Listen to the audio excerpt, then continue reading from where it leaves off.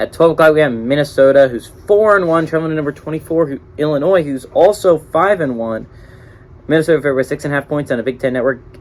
And this is going to be an elimination game, guys. Let's go. I love elimination games. They're so much fun. Because whoever loses is eliminated. Whoever wins, I get to talk about next week. Now, if Minnesota loses, I get to talk about them next week anyways, because we're playing Penn State. Illinois, on the other hand, I probably don't get to talk about. So, for Minnesota, Tanner Morgan. Tanner, I hardly know her. Has gone 79-112 early on, throwing for 1,143 yards, 7 touchdowns, 4 interceptions. Mohamed Ibrahim, who is the key piece of all of this, has done 89 carries for 567 yards and 8 touchdowns. And Michael Brown-Stevens has had 15 catches for 233 yards. Tommy DeVito, who might not play in this game, that could be a big loss for the Illinois offense that's not exactly lighting it up anyways, has gone 113-164, thrown for 1,163 yards and 9 touchdowns, 2 interceptions. Chase Brown on the ground has been absolutely dynamite. Has gone 151 carries for 879 yards and 4 touchdowns. And Pat Bryant has had 18 catches for 313 yards and 2 touchdowns. Minnesota leads the series all time, 40-31. Last game went to Illinois in 2021. Last win for Minnesota at Illinois was in 2018. So, again, this series is pretty even. I mean, Minnesota has a 9-game lead, but recently it's been a pretty even series between the Golden Gophers and the Fighting Illini, right?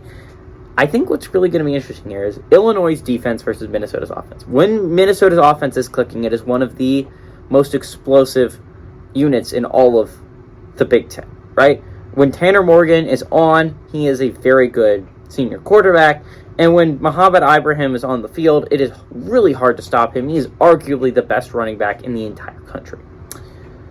Illinois, on the other hand, their offense has been pretty awful to start the year. And they might be without their starting quarterback in Tommy DeVito.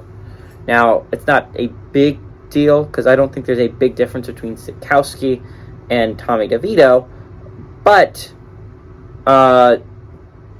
you do lose the guy that's been controlling the offense for the majority of this season. Chase Brown is one of the best running backs in all of college football. He is killing it this year, one of the best running backs in the Big Ten in general. And he is carrying the Illini to actual relevancy. I think this is going to be huge. It's a huge game in determining who's going to win that side of the Big Ten, because I really do believe it's between Illinois, Purdue, and Minnesota. Purdue obviously beat Minnesota. Minnesota really cannot go down 2 games in the Big Ten, especially considering they're going to have a huge game against Penn State next weekend. They really can't afford to lose this football game and still stay in contention for that side of the Big Ten West. That would mean you could possibly drop 3 Big Ten games, and Purdue and Illinois would both have the tiebreaker over you. That might eliminate you already. I think this game's going to be really close. I don't understand how Minnesota's not a top 25 team, by the way. I'd like to gripe about how Minnesota and UNC are not top 25 football teams, and yet teams like Kentucky, who have 2 losses, Utah, who has 2 losses, teams like that are. I think it's understandable Coastal Carolina's not a top 25 team yet. They really haven't proved it. I believe Minnesota and UNC have both proven that they're top 25 caliber football teams, and they should be in the top 25 over teams like Utah and Texas and Kentucky. Anyways, that's my perspective.